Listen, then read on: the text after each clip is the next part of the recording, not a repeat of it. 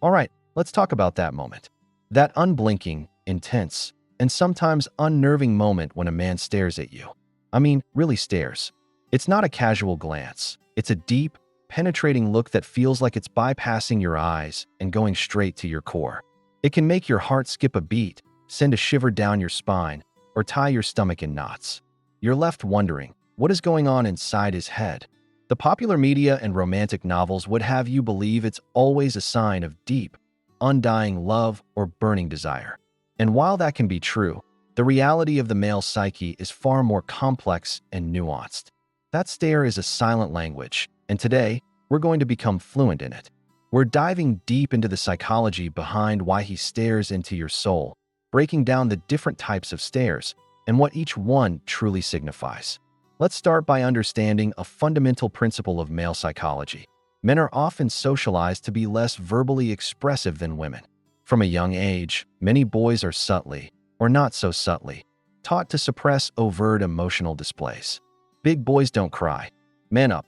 This doesn't mean men don't feel emotions intensely. They absolutely do. But it does mean that those emotions often have to find alternative outlets.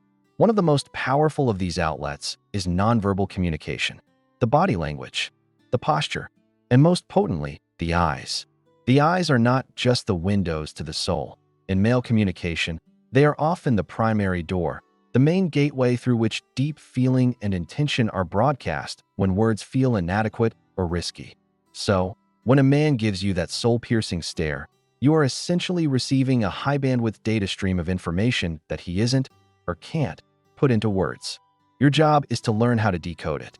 Let's break down the different types of intense stares and the psychology behind each one. First, the stare of intense attraction and fascination.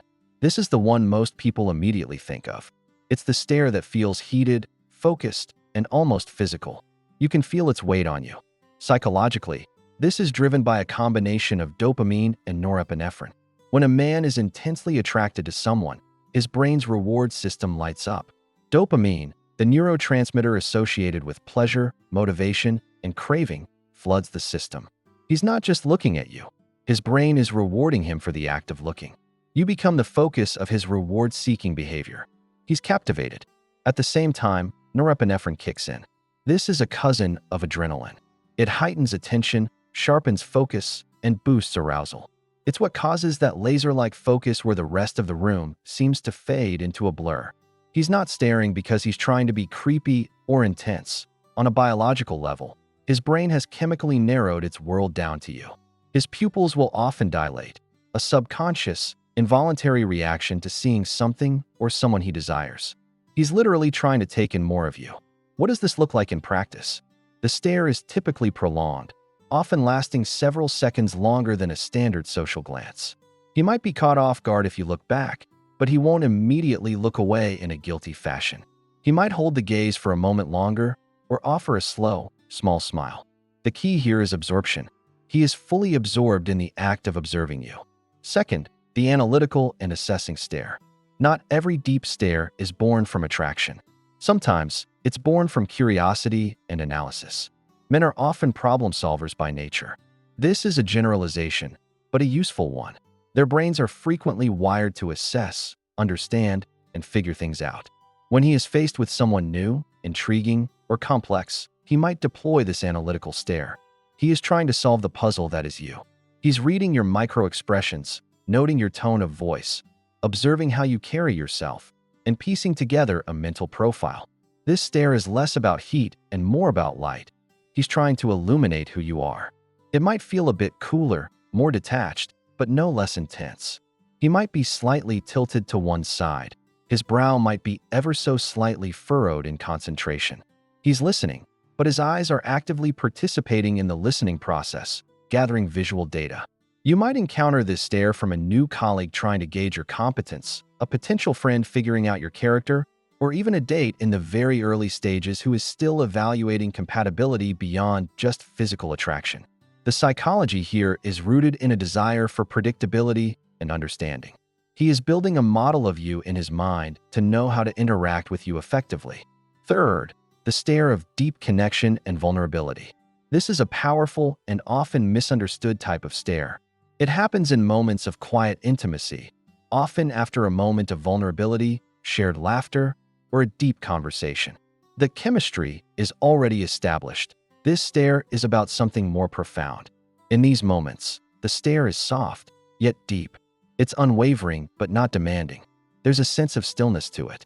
Psychologically, this is linked to oxytocin, often called the bonding hormone or cuddle chemical.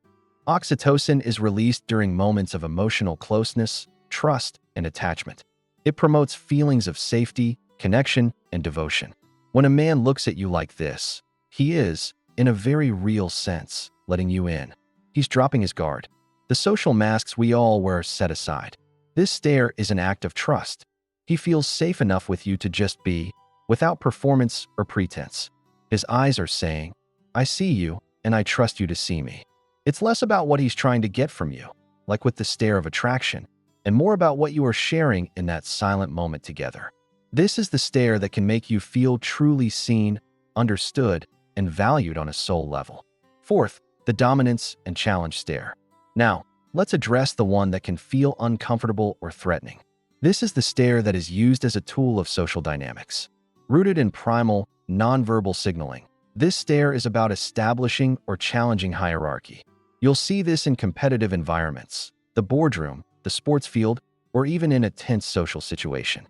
The eyes are narrowed, the gaze is fixed and unblinking, the jaw might be set. The person using this stare is not trying to connect. He is trying to assert. He is communicating confidence, or at least the appearance of it. He is testing your mettle, seeing if you will hold his gaze or look away. From a psychological perspective, this is linked to testosterone and the innate drive for status. In the animal kingdom, prolonged eye contact is often a prelude to a fight. It's a challenge. In human males, it's been socialized into a non-physical test of will. The man who looks away first is often perceived, on a subconscious level, as submitting. It's crucial to understand that this stare is not necessarily personal. It's a strategic tool deployed in a context where power dynamics are at play. Fifth, the zoned-out stare, the misinterpreted stare. This is a very common one and a source of many misunderstandings. Sometimes, a man staring blankly in your direction is not staring at you at all. He is simply gone. His internal processor has checked out from the external world. Male brains often have a tendency to enter a state of restful neural activity, sometimes colloquially called nothing box. It's a state of low cognitive engagement where the mind is decompressing, reorganizing thoughts, or just idling. He could be thinking about a problem at work, replaying a movie scene in his head, or literally thinking about nothing. His eyes have just settled on a point in space, and you happen to be in that line of sight. The key differentiator here is the lack of focus. The eyes are soft and unfocused. There is no intensity, no absorption, no analytical sharpness. If you move, his gaze won't follow you because he's not actually tracking you. The psychology here is simple: mental rest. It's not a signal for you to decode because it's not a signal at all. It's just a man recharging his mental batteries. So, how can you tell the difference? Context is your greatest ally. A stare across a crowded, loud party likely has a different meaning than a stare across a quiet dinner table. A stare accompanied by a warm smile is different from one accompanied by a clenched jaw. Here are a few key differentiators. 1. The eyes, attraction, and connection often cause pupil dilation. A dominant stare might involve a narrowing of the eyes. A zoned-out stare has a lack of focus. 2. The brow. An analytical or assessing stare often has a slightly furrowed brow and concentration. A stare of connection usually has a relaxed, soft brow. 3. The mouth. A slight, slow smile often accompanies a stare of attraction. A neutral or slightly parted mouth can signify connection or deep thought.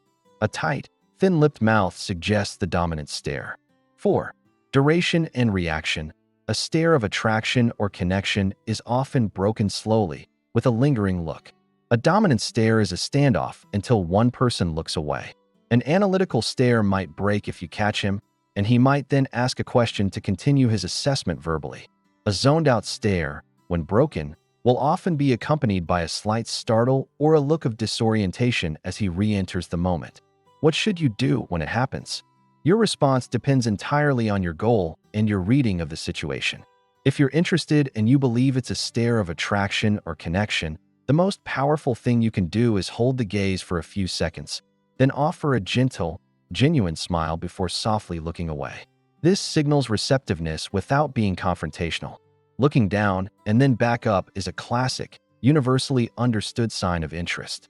If it's an analytical stare and you want to encourage connection, you can bridge the gap with words. Ask an open-ended question. You look deep in thought. What's on your mind? This gives him a verbal outlet for his nonverbal curiosity. If it's a dominant stare and you are not in a competitive context, it can feel unsettling. You have options. You can meet it with a neutral, confident gaze of your own until he looks away, establishing your own boundaries nonverbally. Alternatively, you can disarm it verbally with a calm, "Is everything okay?" which forces the interaction into the verbal realm. If you suspect it's a zoned-out stare, just ignore it.